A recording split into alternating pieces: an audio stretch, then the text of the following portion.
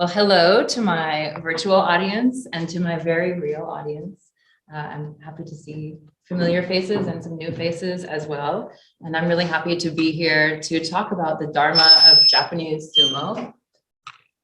So in this talk, I'm going to employ the Buddhist concept of Dharma and see if I can illuminate Japanese sumo in relation specifically to religion, tradition, and the female taboo.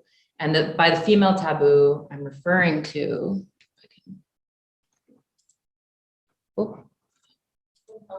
okay.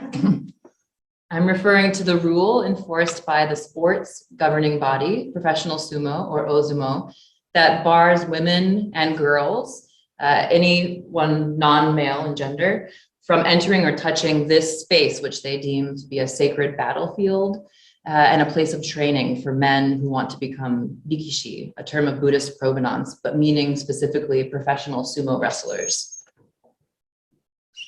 So can a dharmic perspective be illuminating? I think yes. Can it be befuddling for certain fixed ideas and the parties who cling to them? I think so. And can it be liberating? Maybe. So let's find out as we proverbially enter this ring.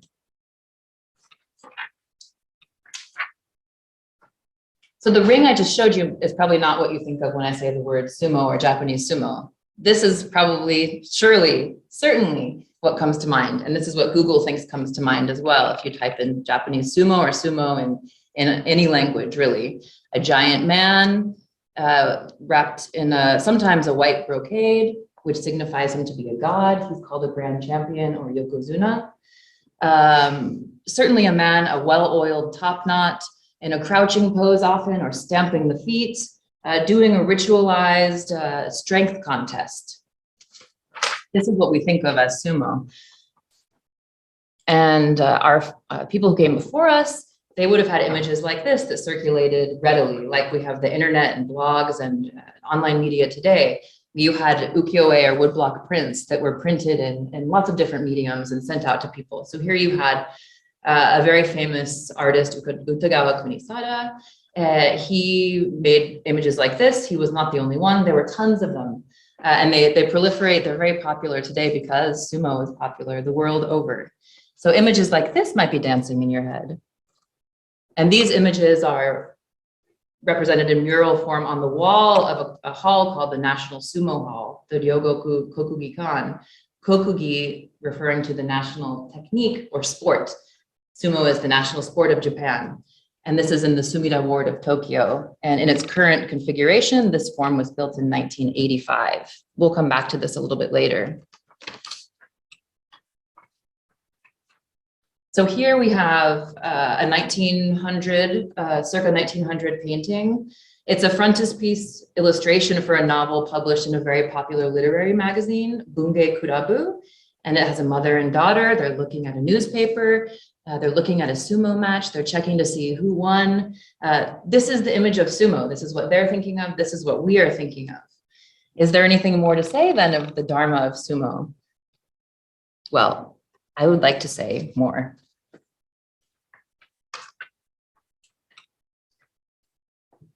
So Dharma, as most of you know, for a Buddhist studies audience especially, is a word with many meanings. It's polysemous, it changes, it's trans-tradition, trans-historical, transnational, every trans and multi-term you can come up with.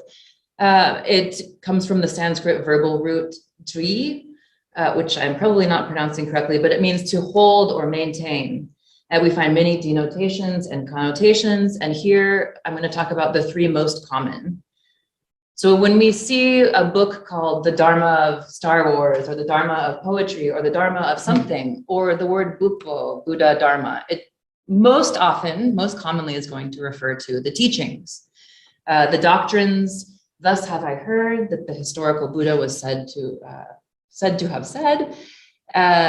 It's also translated very frequently in English as law, although there are problems with that translation. It also refers to the established norms, the practical applications, things arising from and informing rules, regulations, and sanctions. The second connotation of Dharma is phenomena. And in contrast, this means not what is received, but this is the really real, what is so, whether we like it or not, whether we expect it or not, whether we wish it to be so or not, the raw, implacable facticity of the reality we inhabit as humans, and its constituent elements. So all a phenomenal view.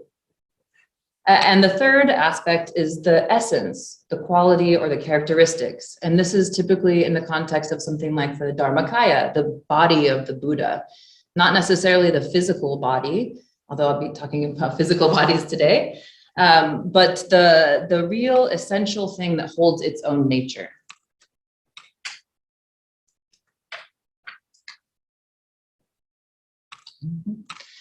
So now we have the Dharma part down. So now we have the Sumo part. The Sumo part is equally polysemous. It is complex, despite appearances, despite the popular images of sumo I showed you earlier as something that's very clearly defined. We can close our eyes, we can have this image come to mind. So in the terminology alone, and there's no need to exhaustively look through this, I just wanted to sort of confront you with the bewildering amount of meanings and glosses and characters and the histories they accompany. In Japanese alone, you can see various different pronunciations. There's a great study from 2014 by a Japanese scholar who looks at every single dictionary definition of sumo from the Meiji period. And there are 78, I believe, different ones. And there's a nuance in all of them. And from sumo, we can parse several different orientations or types of sumo that might be deemed more religious or not, but they're the most common. Dedicatory sumo, this will be performed on a shrine or temple grounds as an offering to the deities. Kami ritual sumo, shinji sumo, which is a ritual that is performed to entreat the deities or beseech them to not do something. Fundraising sumo, which is a performance sumo from which the fourth variety, professional sumo, sprouted in around the 17th century, the end of the 17th century. And this, in principle, refers to matches. It wasn't just sumo, too. So different kinds of entertainment performed on shrine or temple grounds for the purpose of raising funds for a project, whether the project is to repair the temple or it's a public works project to repair a bridge or do something for the community. In Korean, the Korean Peninsula, we have a long history of wrestling forms known by the same characters and words, and in the Chinese context as well. And scholars in Japan from the turn of the 20th century reference this lineage, this continental and further beyond Eurasian, truly broad provenance of the words sumo and of the practices that it implies. So this alone would be a really fascinating research project. And I just wanted to note that of the UNESCO Intangible Cultural Heritage, 5 different related wrestling traditions are recognized. Not Japanese sumo, but Korean Seollyeom, Turkish oil wrestling, Greek, Georgian wrestling. Which page I was on now? This is what happens, right? You get going and then you lose track. Well, the point is just that there are various terms used for wrestling as a general nomenclature for barehanded fights, the act of fighting itself, the event, or the person who's doing the fighting.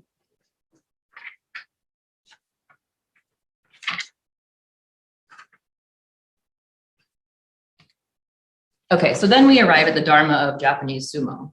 And I think this is an apt combination. Despite appearances, we typically think of, and for good reason, sumo as something, if it's religious, it's definitely Shinto in orientation. And of course, the bifurcation of Buddhism and Shinto has been thoroughly dismantled in the past decades and continues to be so. But the Dharma of sumo, Buddhism also runs all throughout sumo wrestling. And the reason that I thought to have this talk framed in this way was that there's a secret transmitted teaching passed down in the referee family that until the 1980s, from the mid-17th century till the 1980s, they were in charge of licensing every official wrestler who became a yokozuna, they were in charge of instructing everyone who wanted to be part of the sumo world. And they claimed a lineage from the Heian period, so from the 10th, or perhaps earlier, 9th or 10th century, that they were the imperial referees. They were the adjudicators, and they held a secret knowledge that was orally passed down. And one of the sayings, the sort of idioms from their secret books is Buppo Soku Sumo. So the Buddha Dharma is one and the same as sumo. And this caught me off guard because, of course, the popular imagining doesn't really lead us in that direction. And here I found a fascinating story that outside of the talk, I'd be really happy to share. Maybe I'll make a blog post about it, about the Yokozuna Hakuho, who's in the center here. This was in 2011. And one of his key supporters, and indeed one of the largest financial and financial supporter, and made lodging available for wrestlers in Kyushu, in all of Kyushu. For the in Kyushu, they have an annual basho, the tournament, one of the major ones. It was the head priest of this temple, Nanzoin, which I've been to many times. It has a 41-meter long bronze Buddha, reclining bronze Buddha, and they held a ring entering ceremony in which they attached tassels in the 5 Buddhist colors to the Buddha, in the same way that at Todaiji, the central imperial temple of the Nara period, for the eye-opening ceremony, they attached the five colored ropes to the most important people, the emperor, and his close family and Buddhist priests, to sort of bring life into the Buddha. So just to show you that there are strong Buddhist links as well. So I want to talk a little bit more about what does it mean, the teachings of sumo, the phenomenon of sumo, and the essence of sumo. And I have to admit, in preparing for this talk, there's so much I'm excited to share and to write about and to publish. So I'm quite excited. And it's very difficult to put it all into a short talk. So I'm going to be skipping over things I would love to dive into, but I hope in the Q&A or afterwards, if anyone would like to meet me for coffee or something, or email me, please go right ahead. Okay, so the thus have I heard version of Japanese sumo would come from a few sources. The Japan Sumo Association, which is linked to Yoshida, the House of Referees from the previous picture. Their official communications, and the sumo world, a specific term, kakukai, that refers to anyone involved with or a big fan of professional sumo in Japan. This includes emperors, political leaders, intellectuals, and various publics, which change over time, and the demographics are constantly shifting, but it's a huge force. You also have a sumo training school established in 1957 that every person who enters the Japan Sumo Association, every budding disciple must attend. And you also have popular and scholarly discourse that feeds this specific image, this teachings, these established norms of sumo. At the top of it, of course, is the Japan Sumo Association. Established in its current form in 1958, it's gone through various iterations, but it traces back to a sumo association from the Edo period, from the late 17th or the early 17th century, the 1680s about, of wrestlers who banded together and moved to make sumo a part of the kanjin, the benefit program of entertainment at shrines and temples. And I'll talk a little bit more about that. There's other literature about that, and it's not the main point of my talk. But what I want to emphasize here is that the mission statement for the association says that their specific raison d'etre lies in maintaining, passing down, and further developing the tradition and order of the sumo path, sumo-do, our country's unique national sport, which originated in kami rituals performed since ancient times to pray for bountiful grain harvests. This is a pretty specific image of what sumo is and what sumo does. And it doesn't distinguish between sumo, all the different terms I introduced before, and ozumo, which is a corporation, a public interest incorporated juridical person today. These are the men, the current men at the top. It's a rigidly hierarchical system. And it's much like, and it's in complementary with the Yoshida referee, master disciple, orally transmitted teachings that one is not to stray from. The sumo path now is a little bit more ambiguous. You have in the modern period from the 20th century, in connection with a figure I'll introduce next, the idea of dignity or hinkaku, that sumo is something that is respectable. It's worthy of the designation national sport. That gratitude day is something that's imbued with every act, waking up early in the morning and getting beat up, staying all throughout the day, eating 150,000 calories of chanko nabe stew. It's also critically important that the yokozuna, this grand champion, is the same as a god. It's of the same status as a god. And also the idea that sumo itself is a bushi, a military art form, combat art, alternatively described as bushido in some sources. So this is something transmitted from the samurai. And this figure here on the left, Hitachiyama, who lived at the dawn of the so-called modern era in Japan. This was a time of massive changes. He's really credited with implementing the gentleman's education oriented around the notion of dignity and hinkaku, and thoroughly steeped in the idea that sumo embodies tradition and religious tradition as well. His teachings informed the establishment of the sumo training school. That, as I mentioned, every person here, you have some young trainees graduating. They have been educated in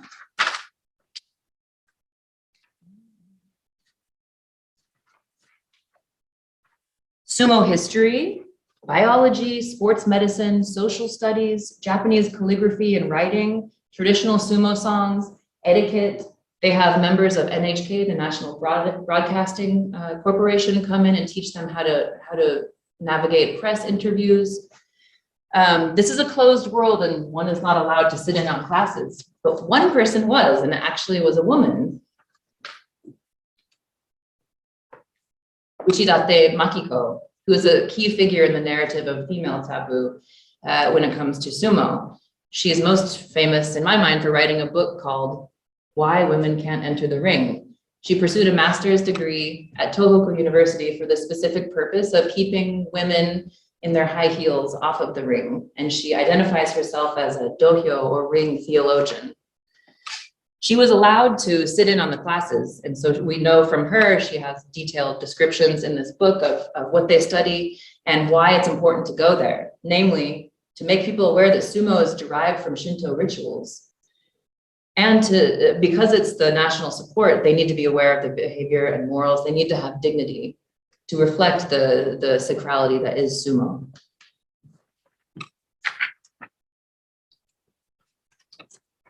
And also embodying the sacrality that is sumo and making sure that people know sumo is connected to ancient kami rituals. You have Sumo Shrine in the Sakurai area of Nara Prefecture. This was established in 1962 as well, and you'll see a pattern of recent designations of the establishment of things. This is no accident, and it's part of the story I'm telling you today. The Sumo Association played a key role in the consecration of the site. They financed it, and for the opening, every single top-tier wrestler came. It was a big hullabaloo. And this is the site where the founder, Nomino Sukune, who I'll get to next, is revered as living. This is the site of the origins of sumo. And in 2014, you have the Sumo Association members again unveiling a stele there of this founding patriarch of sumo wrestling. The founding patriarch of sumo wrestling looks a little familiar. Again, this is a really interesting topic that I won't have too much time to go into, but here you have muscular guardian divinities from the 13th century at Todaiji in Nara, and from the 11th century at Kofukuji, also in Nara. And here you have a 1964 created vision of the ideal body, the Dharmakaya, if we might want to say that, of Japanese sumo. This is Nomino Sukune. made in 1964, almost an exact copy of Mekida, one of the Juni Daishinsho, the 12 divine generals, who are alternatively known as Rikishi. Many connections between Buddhism and sumo. And in the Olympics this last summer, this was on full display. Here you have the G gate of the brand new stadium that enshrines a huge mosaic of Nomi-no-Sukune, who's contrasted with a nondescript Greek goddess, who we can identify through her attributes as Nike. And this was those same mosaics at the 1964 stadium. And here we have them. Okay, so there's sumo's sacredness, pretty clear and on display. And what about sumo history? Well, we have a very handy tool to help us with this too. This is a manga published in 2010 by the Sumo Association. It centers around, here we have Nomi-no-Sukune as well. It looks a little bit different. And this tells us all about sumo history. What happens, there's a little boy and a little girl, and they're at their first sumo match at the Ryogoku Kokugikan, and the girl is asking so many questions, she's driving the little boy crazy. And she wants to know everything, and finally Nomi-no-Sukune intervenes and says, I'm gonna take you on a time-traveling trip and teach you about sumo history. So in a few short pages, we learned that sumo originated as an agricultural rite, a sort of almost barbaric looking rite, but it involved making offerings and fire, different symbolic elements, not really clear, very ambiguous meaning, which reflects the sources that are very ambiguous themselves. Okay, next he shows them, this is the court ceremonial from the Heian period that we have written about in some of the earliest chronicles of Japan, the Nihon Shoki. Again, you have a very clear image of what this is. This, Nomi-no-Sukune explains, is the real foundation of Japanese sumo. And many things that happened here, he explains in the text, are still in existence today. In short, there's historical continuity between many of the things that happened in the past and today. So you have unbroken traditions like the bow twirling of the champions. You can't pull hair. A monoi, which is kind of a calling bluff on the referee's decision, or towing the mark, preparing the psychological bout before actually physically engaging. Ritual salt throwing. Many things you see today, they actually started in the Heian period, we learn here. And then we fly through time, passing by era. Nothing about the Edo period when professional sumo actually began. We go to the Heisei Jidai. We go to the recent day, the Heisei period ended in 2019. So here you have a very Shinto-looking ceremony. This is the Dohyo Matsuri, a secret rite that's attended only by the heads of the Japan Sumo Association, the referees, and this is where they sacralize the ring as a sacred space. They ensure certain auspicious objects, and they welcome the deities into it. And the children say, "No, the ring is really a sacred space, isn't it?" And they say, "Yes. And because this is a sacred space, you have to treat it well." And I should mention that this manga was published right after there were huge scandals in sumo involving assault, wrestlers beating each other up. There's even been a case of homicide, of negligible homicide in the last 20 years.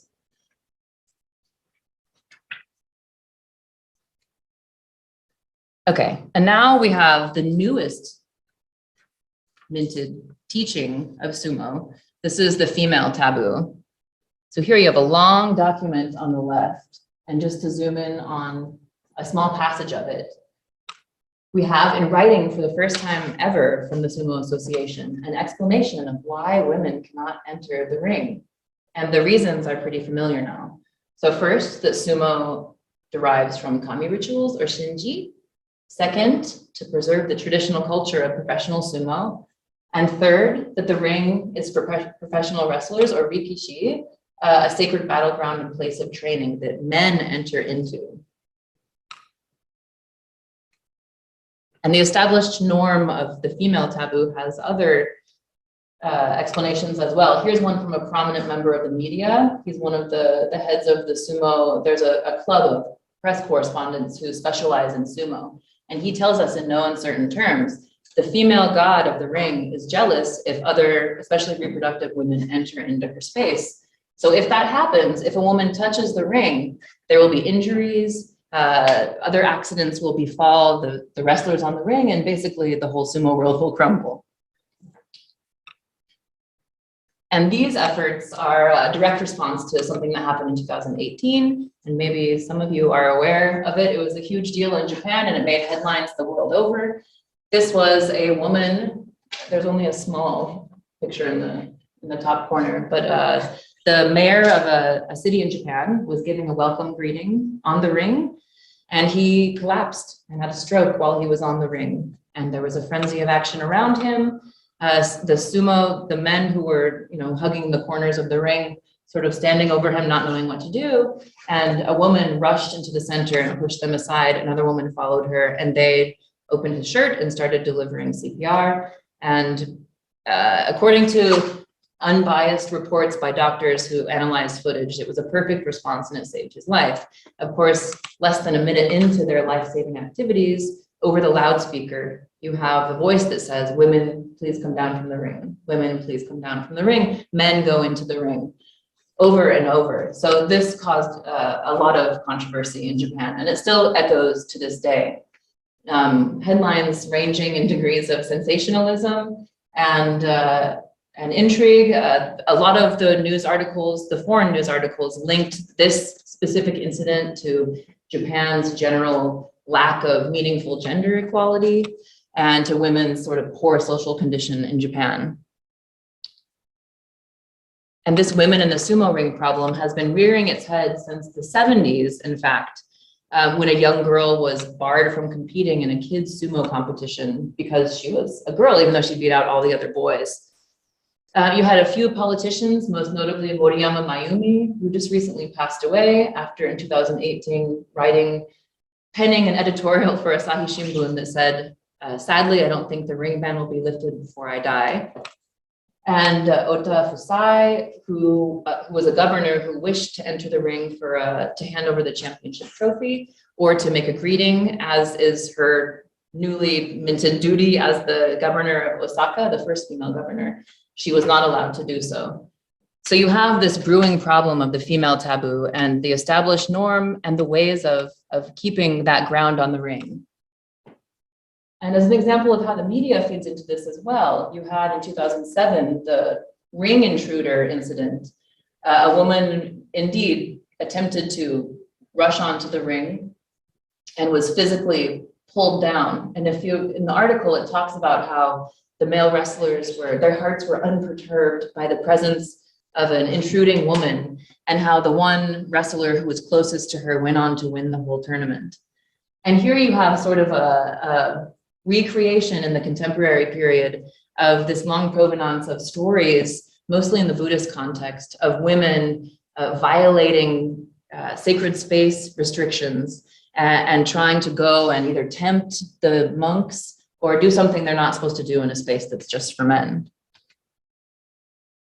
So if we wrap up this Dharma of Sumo in terms of teachings, we have hearing that sumo is ancient, sumo is sacred and dignified, sumo is exclusively male and masculine, and sumo is Japan and Japaneseness. And that aspect I haven't really emphasized in this talk. That could be a whole other talk and book about the inclusion of foreigners, the ethnocentric ideas that are disseminated and enforced by the Sumo Association. Okay, next let's go to the phenomena. What is so in sumo? The constituent elements, the formative forces, active and passive, the realm of the real, or dharma dhatu in Sanskrit. So it's not only these images that grace the cover of books. There's a new book on the female taboo, actually, that has this on the cover, or this sort of image of Meiji Shrine and the Yokozuna, this clear tie between the imperial family, the imperial house, and sumo wrestling. But sumo is also lots of other things. Sumo is multiple, it's in flux, it's contested, it's human, and in one case, it's performed by puppets. And it has scandals, it has contradictions. There have been women on the professional sumo ring, despite the narrative that's been handed down. It's playful, it's prayerful as well, and it has agricultural kami rituals, but they're not always performed by men. So if we go back to this slide, we see this wild diversity of terms and translations, and they are accompanied by an equally wildly diverse body of practices. But the one I've been talking about so far is almost exclusively one small, in the larger scheme of things, aspect of professional sumo, which is ozumo.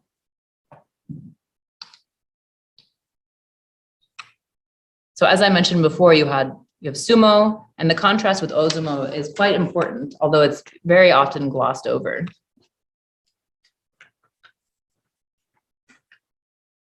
So I already mentioned briefly that professional sumo sprouted from one variety of dedicatory sumo performances that were held to raise money for some sort of funds. And from those religious-ish beginnings, and let me just say that I think that dividing something into religious and not religious is not a very helpful or realistic way of going about things. Things were both and, they weren't either or, especially in this context. But we do know that sumo eventually shed itself of the setting, the religious setting, and in many other ways developed into a very much commercial sport, a spectator sport, which it remains today. It's very profitable, and it actually receives tax-free status from the national government because of its symbolic import as a public good. But that's not everything. Sumo is lots more. So here's just one example. This is in Saga Prefecture, also in Kyushu in southern Japan. These images were taken in the 1950s, but the tradition traces back much earlier, at least into the Edo period, the 19th and possibly 18th century. And this is an ancient ritual dedicated to the gods, so a Shinji Zumo, for giving thanks and for giving prayers for a big catch of fish. And actually, they trace it back in narrative to the victory of Hideyoshi Toyotomi. So this would have been the early 17th century. Here we have a pretty famous one as well. And I'm just highlighting here famous. Most of these are designated in some capacity at some level as cultural heritage assets of Japan. One-man sumo. And this is, as you can see, it's one man performing sumo against an invisible rice spirit. The results are fixed. And so the spirit wins every 2 times. For every 1 time, the man wins. But it's also accompanied by a larger program. It's related to entreating the gods, the invisible rice deity, for having a successful rice harvest. And this can be documented back to the beginning of the 18th century. Here we have crow sumo, karasumo, at Kamigamo Shrine in Kyoto. And this gathers young boys, and they perform in front of the deities of Kamigamo Shrine in Kyoto. And this is a UNESCO World Heritage Site. And this is also in the context of agricultural rituals. Here's a fun one, Nakizumo, crying sumo. And if you're ever having a bad day, look this up on YouTube and watch some videos, and you will see that these sumo wrestlers scare babies until they cry, but they're crying to show that they're healthy babies. And this goes back, one of the traditions at Ikiko Shrine in Tochigi Prefecture. This goes back to the idea that there was a pandemic and that they wanted to know which babies were healthy. So they scared them to see who was really had vitality in them. But this happens at various sensoji, at Asakusa in Kyoto, or in Tokyo. There's a big one, and it happens all over the place now, and it's really cute. And girls are allowed to take place in this one. And then we have puppet sumo, which is a very ancient, sort of poorly documented, but really important for the history of Kyushu and beyond. Puppet sumo at the Hachiman Kohyo Shrine in Fukuoka Prefecture. I'm not going to get into the story of what this comes from, but it's very important. The Hachiman deity is related to the whole narrative of Japan becoming Japan and the development of the imperial polity. And the puppeteers, according to some scholars whose work I admire and trust, Alain Lepard, Janet Goodwin, Wakita Haruko. The puppeteers were mostly women. So women were in charge of stewarding the puppets and performing the sumo. Although today that role has been taken over by men.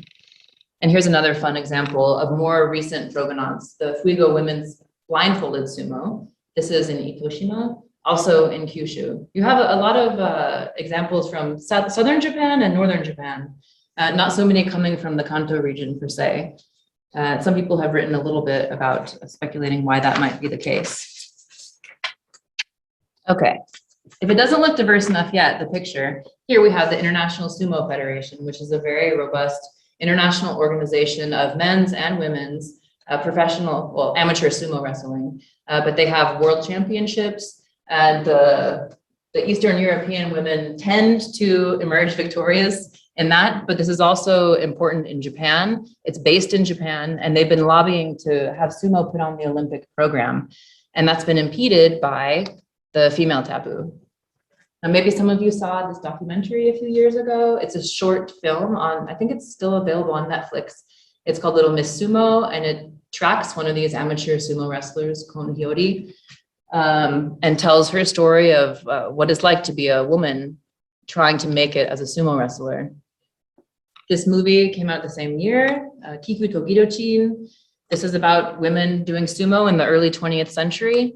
And it's in fact based on a historical figure, this Wakamidori. She's the woman Rikishi, and she was welcomed on to the Ozumo, the ring, after the war. She was very scared too, but she did. And there's a great book by her son actually that talks about her history in sumo wrestling. She was part of these traditions from the early 20th century and late 19th century of women's sumo that happened again very frequently in southern Japan and in northern Japan, especially in Yamagata Prefecture. That there were two troops that traveled everywhere, and they even traveled as far as Hawaii and into the Asia Pacific before the war. In the 1890s, you have newspaper coverage of the different women who were going to perform in sumo matches. In the 18th century, you have depictions of women doing sumo and men doing sumo, and the atmosphere is basically exactly the same. Now, I'm not suggesting, of course, that women and men's sumo is exactly the same, or that professional sumo is the same as women doing sumo. And I'm not arguing that women should be allowed on the professional sumo ring. I'm really just drawing attention to the fact that there are multiple and competing histories of what sumo is. So for example, when I posted something about sumo on my Facebook page, I come from Wyoming, people who don't know much about Japan, but there were several people who liked to comment that, oh, women in sumo, are you crazy? I think that was literally the comment someone made. Going back further, in the Nihon Shoki, which is the earliest national history, Imperial Chronicle of Japan, you have the characters for sumo that first appear, but they're talking about women doing it. And yes, the ruler, Yuryaku, who was not known to be a very nice person, but he was also noted in the text to have reigned for something like 97 years. But the story nonetheless goes that he was very jealous that he saw a carpenter who was very good at his job, and he wanted to throw him off track. So he arranged for his female attendants to disrobe and don aprons and grapple in his view. And of course, the carpenter missed, and the ruler sent him to be executed. In the end, he was not executed. But the point is that the first instance of the character sumo appears to talk about women. And just to paint a few very broad brush strokes, not another streamlined narrative, we find examples throughout Japanese history of women of great strength who either train sumo wrestlers, or they're able to move boats and they're stronger than 500 men. I'm just gonna go through here. Or this one's great. It's of a nun who intervenes in a sumo tournament, and she beats everyone, and she's so nimble, she's almost flying. So here, sumo and professional sumo, there's a difference, and it means a lot of different things. It's not just this image we have of professional sumo. It's not just sacred. It's a lot of different things. And here we have the ring again. And even within professional sumo, you have a great amount of diversity. It's not this fixed tradition that it's presented as being. So let's take the ring, for example. So one of the earliest depictions of a ring is from the late 17th century when professional sumo coalesced. It doesn't look much like it does today. And the iconographical and textual evidence suggests that it was really a way, sumo was violent, a way of separating spectators from the people who were wrestling, because there were a lot of tsuji sumo. Here you have an example of it, people wrestling out in the open. And there was it was written about in practice that someone would say, oh, you're next. You know, anyone would be taken on. And sometimes the public would be drawn into sumo, whether they liked it or not. And this drew the suspicion of the authorities, and sumo was banned by the central authorities, by the shogun, the feudal rulers, many, many times throughout the 17th and into the 18th century. So the idea that today you have this very regal, dignified, here you have the roof over the ring, which is modeled exactly on the outer shrine of Ise Shrine, which is, of course, where the so-called sun goddess Amaterasu, who's linked to the imperial family where she is enshrined. So it's come a long ways from countryside strong men fighting on the riverside to having this imperially designated area that's sometimes viewed by the imperial family themselves.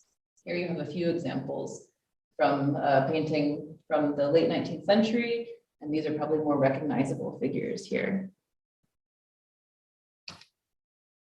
And then if we want to go back to the Kokugikan, the National Sport Hall, this is 1985.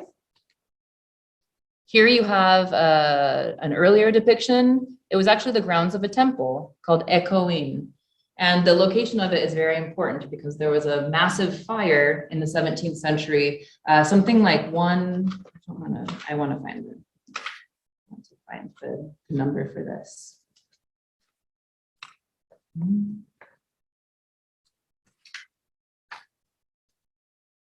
1657. 60 to 70% of the city of Edo was destroyed in this fire. About 100,000 people lost their lives in it. So the shogun, to commemorate the victims of the fire, erected a monument and held a huge memorial service, and a temple was built at the same time. And it was this temple called Ekoin. So it became a place known for and associated with the dead. It's just outside, across the river, the Sumiragawa, of the sort of main part of Tokyo. So it's kind of this other world, this liminal space.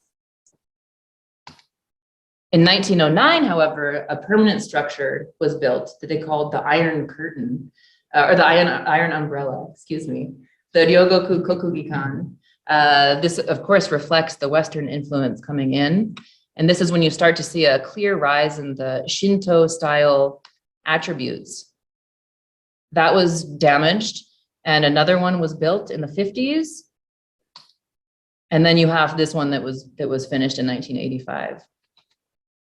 And on the ring as well, you have lots of new traditions that are sprouting here and there. From the late 60s, you have a trophy culture that's developed. You have the prime minister or a proxy of the prime minister who hands over the trophy on the ring. You have various dignitaries and diplomats and leaders from various countries. Maybe you can identify some of them, like this one. You have a giant macaron that's presented to the winning wrestler. So different countries give various things. And here we have our Nominosukune, our Buddhist statue. He became a trophy as well, completing the circle. And you have the 2019 inaugurated United States President Cup, and the one and only Donald Trump in special slippers outfitted to not look like slippers, to look like shoes. He was welcomed onto the ring. So you have a lot of people who have nothing to do with sumo per se, who are welcomed onto the ring. And this drives home the idea that every aspect of sumo, professional sumo, the people, the ring, the setting, the tradition, the history, and then you have everything that's not professional sumo. It suggests that what is so is multiple, influx, contested, human, and that it certainly includes women. So now we arrive at the third aspect. This is the Dharma of Sumo in terms of essence.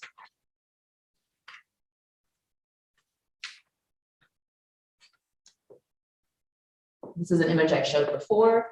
And here we have that for most ordinary people, the image of sumo is clear. The essence is clear. It blends myth and reality, past and present, but it very much has an ideal form, an enormous Japanese man. This is a carefully and painstakingly nurtured, created vision that's been coming into clarity for the past nearly 2 centuries. The effect is what comes across as the indisputable essence of sumo. Sumo is powerful, it's ancient and traditional, it's sacred, it's Japanese, it is Japan even.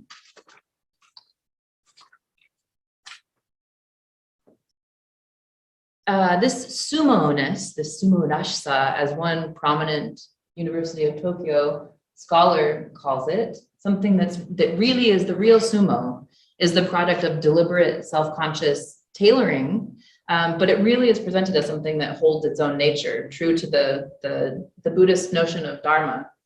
And this is the Dharma of Sumo that so many people cling to. This is the power of the icon, him. It's just him, it's not anyone else. I think this really sums it up. Like I said, this is a Tokyo University scholar who's an authority on sumo. This is the top university in all of Japan. And he says, this is the essence of sumo. You have to have all these things or it's not really sumo. Contests of strength and a ranking system, a rule-based competition, forms and techniques that express sumo-ness, and cultural accoutrements and devices that convey the sumo feeling. So the selective narratives and histories that the popular communities, the intellectuals, the political authorities, the media, that everyone espouses, they execute a certain power, and this power feeds into why the female taboo exists.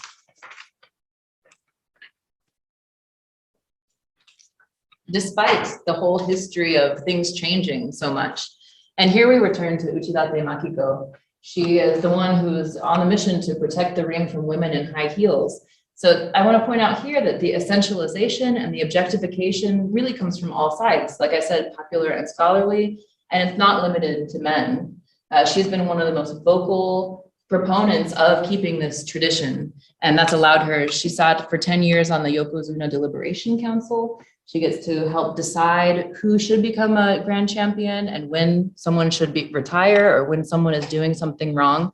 She's also a screenwriter who's written a lot of books, and she had a drama about a young girl who loves sumo, and her life's goal is fulfilled when she becomes a cook at a sumo stable. And then we have this rising demographic that's actually really becoming powerful in terms of financial support, but also a new sort of objectification and fetishization of these overdetermined bodies of the male sumo wrestlers. These are called sumo girls or sujo. And there's a growing body of literature on them. And there's even one of the projects within Cool Japan, which was this massive public relations strategy to make and highlight Japan's coolness. They tried to make a global brand of sumo through the eyes of women who love sumo. So you can sign up for a lottery to be held in the arms of sumo wrestlers, and an astonishing amount of women would sign up for these things to have the idea. And you have books like this one. They're really about the body. The woman who wrote this book is obsessed with the hairy chest of this wrestler. And alongside this, you have a thoroughly disparaging image of women's association with sumo wrestling, and this is happening from the 19th century, really, the 1830s. You start to see encyclopedias that they say women's sumo, but they say women's sumo is something that's done along with blind men. So it's women doing sumo with blind men. It's kind of this erotic act. So the eroticization and marginalization of anything to do with women. And here's just a few examples. Here you have the blind women in sumo in the upper right-hand corner. And in the early 20th century, you have the articulation of this idea of the erotic, grotesque nonsense, things that are just really looked down upon in society. And women's sumo becomes the subject of several monographs and really becomes pushed down, but those portrayals don't end there. So here, women's sumo originates in a single interest, appreciation of women's naked bodies. A sexually provocative spectacle, not legitimate, eccentric, farcical, irreverent, scantily clad, stripping of context. And these are, some of these sources are as recent as 2019. These are male scholars writing about sumo. So this pattern emerges that reinforces the dichotomy that I've been talking about this whole time. Now we reach the end. So the Dharma of Japanese sumo. Is there a middle way? What do or should we hold to or maintain, as in the etymology of the word Dharma? What should we use to describe, communicate, or evoke Japanese sumo? What would a middle way look like? So what I would like for us to do, and what I'm doing with this project, is to grapple with the possibility of a new paradigm for understanding sumo.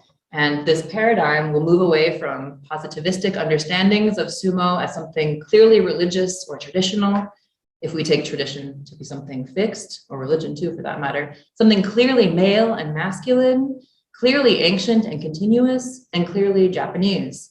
And of course, this opens the door to so many different threads of discourse with empire and nation and gender and politics, and it really crosses the disciplinary boundaries, one could say.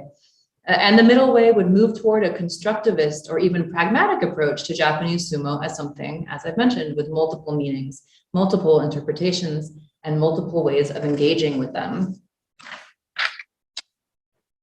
In the end, despite the disseminated teachings, the popular imaginings, and the current state of affairs, which is that the government sanctions a female taboo on the ring, there's no eternal Dharma of Japanese sumo.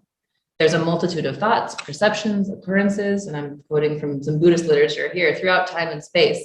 And from this vantage point, we can take the sumo wrestler off the pedestal, take a good look at his guts, so to speak, and think about the positive and negative effects of bondage to fixed notions of Japanese sumo, of religion, of tradition, the female taboo, and all other preconceptions with very real worldly impacts.